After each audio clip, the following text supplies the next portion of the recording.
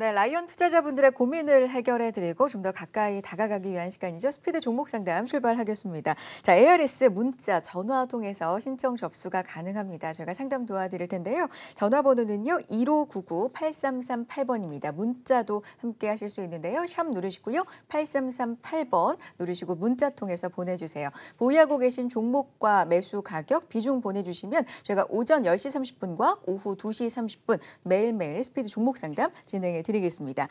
자, 오늘 함께 하실 분 소개해드리죠. 메리츠 종금증권 영업부 임정희 과장 함께합니다. 어서 오세요. 안녕하세요. 네, 자, 스피드 종목 상담 먼저 살펴볼 세 종목에 대한 투자 의견 먼저 확인해 보도록 하겠습니다. 세 종목입니다. 자, 오늘 먼저 살펴볼 종목 SM 신라젠 일진 다이아입니다.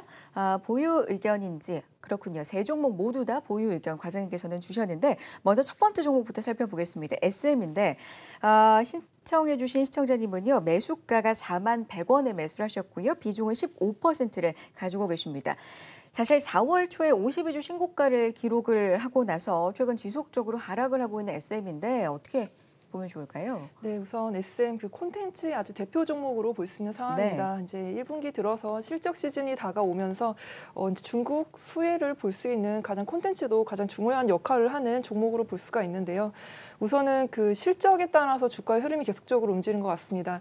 중국의 이제 소비주 관련해서 수혜를 볼 것으로 이제 전망을 했을 때 우선 면세점 관련 기업들은 작년부터 이제 실적이 올라왔고 최근 들어 화장품 업종들의 또 실적이 좋기 때문에 주가 흐름이 좋아 보이는 상황입니다.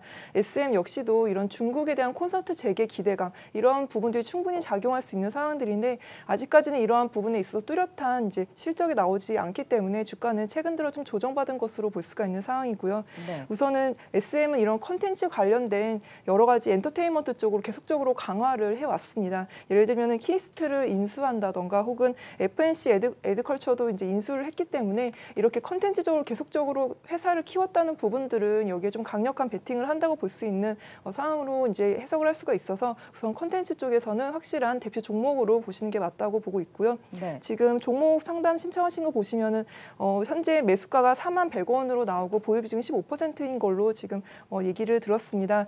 우선 41,100원이면은 아직까지는 그렇게 높은 가격대에 저희가 들어갔다고 볼 수 없는 상황이고 최근 들어서 주가가 밀리는 게 사실 코스닥 지수 밀리면서 전반적으로 밀렸다고 볼 수 있는 상황이기 때문에 지금은 확실히 향후에 또 하반기에 이 중국에 대한 여러 가지 성장성들이 제기가 될 수 있다는 부분 염두에 두시면서 보유 전략을 말씀드립니다. SM 보유 전략 제시를 해주셨습니다. 두 번째 종목 신라젠 보겠습니다. 앞서서 제약바이오에 대한 리포트도 들으셨을 텐데 변동성이 굉장히 커지고 있는 제약바이오 업종입니다. 그중에서 신라젠인데 매수는 11만 원에 하셨고요. 비중은 40% 비교적 또 많은 비중으로 가지고 계십니다. 11만 원에 매수하셔서 지금 68,000원대 와 있거든요. 오늘 좀 반등을 해주고 있는데 어떤 전략 필요합니까? 네, 우선은 지금 기본적으로는 아직 제약바이오의 이제 하락세가 멈춘지 확인하는 과정들이 계속 이어지고 있습니다. 오늘도 큰 변동성을 이제 전반적으로 업황 자체가 보여주고 있기 때문에 여기에 대한 좀 시황에 대한 영향을 크게 받은 종목으로 볼 수가 있는 상황이고요. 신라젠에 대해서는 팩사백 관련된 병용요법 등 저는 이 면역 항암제에 대한 성장성들을 매우 좋게 보고 있는 상황입니다. 하지만 이 최근 들어서 수급적인 부분들 그리고 특히 신라젠은 작년에 가장 많이 올라온 아주 대표적인 종목이기 그렇죠. 때문에 앞으로의 좀 큰 상승 시세는 좀 이루기는 쉽지 않을 것으로 보고 있어서 중장기적인 전략으로 이제 들어가셨다면은 저는 보유하고 있다는 게 이제 맞다고 보고 있는 상황이고요. 좀 단기적으로는 지금 바로 반등을 보일 수 없는 쉽지 않은 상황이기 때문에 단기적으로 좀 더 빠른 다른 종목들을 갈아타서 수익을 내겠다 이럴 정도에는 좀 일부는 매도하셔갖고 다른 종목을 매매하시는 것도 현재 좋아 보이는 상황입니다. 네. 추천을 해주신다면 그대로 보유할까요? 일부를 좀 매도해서 다른 쪽으로 접근을 한번 해볼까요? 어떤 쪽이 더 낫다고 보십니까? 저는 사실 시간이 좀 더 걸릴 수 있다고 보고 있어서 좀 일부를 매도해서 사실 다른 성장성 있는 종목들을 접근하셔도 현재 좋아 보이는 것으로 해석할 수가 있습니다. 알겠습니다. 세 번째 종목 보도록 하겠습니다. 일진 다이아를 보유하고 계시는데요. 매수 가격이 24,000원이고요. 비중은 50% 비교적 또 높은 비중으로 가지고 계십니다. 24,000원에 매수하셨는데 현재 22,000원대에 와 있는 상황이거든요. 오늘 장 후반 들어서 1.5%대 현재 상승을 하고 있는데 어떤 전략 필요합니까?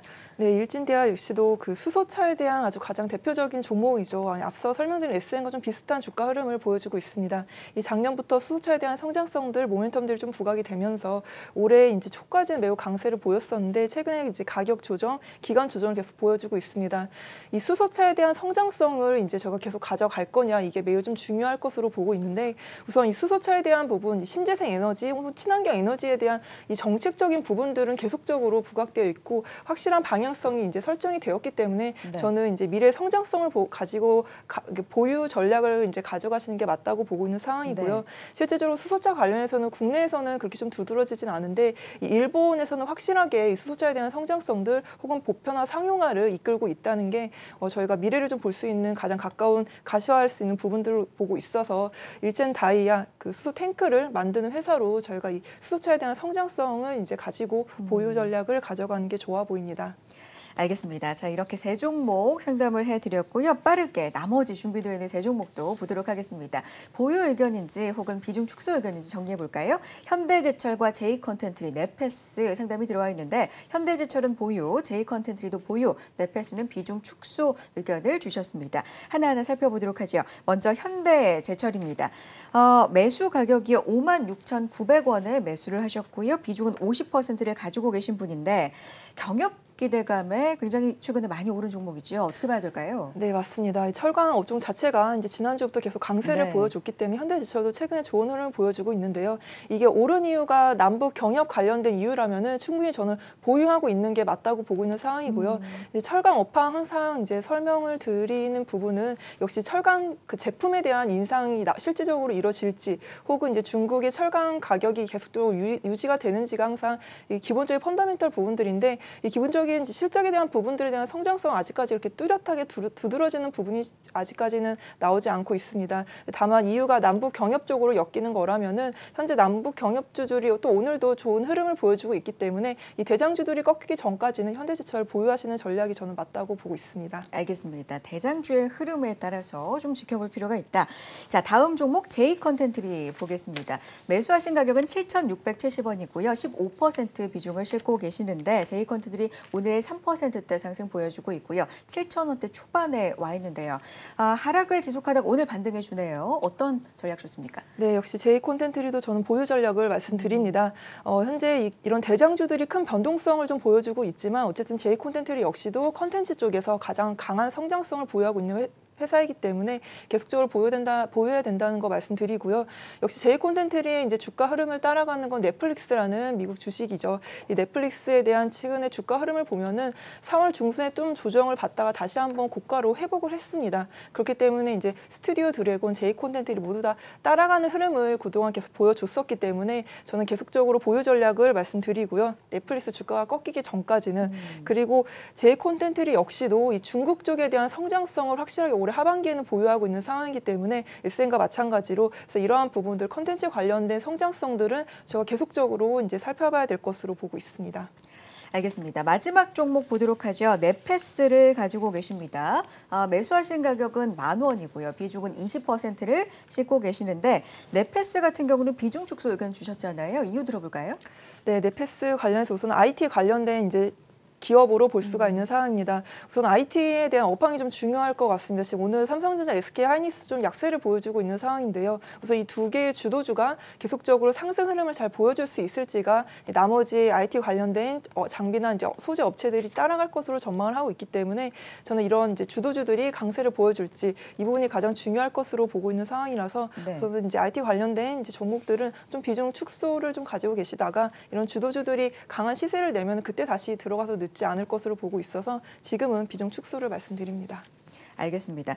자, 이렇게 6종목 살펴봤습니다. SM, 신라젠, 일진다이, 현대제철, 제이컨텐트리, 네페스까지 상담 빠르게 진행을 해드렸고요. 메리츠 종금증권 연구부 임정희 과장과 함께했습니다. 고맙습니다. 감사합니다.